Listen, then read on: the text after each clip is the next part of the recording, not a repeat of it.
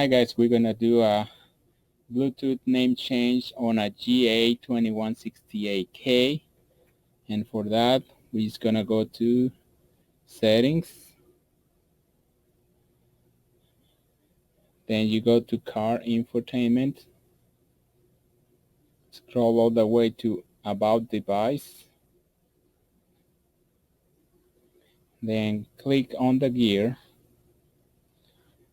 type the password 8888, hit OK, and then you're gonna go have another menu, so just click on others,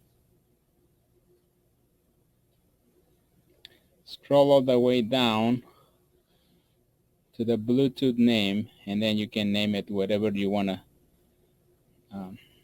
put there. It can be any name of your preference.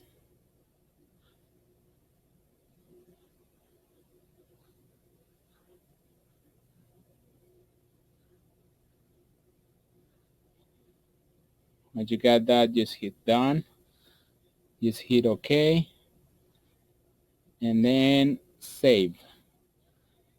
It's gonna tell you to reboot, hit reboot,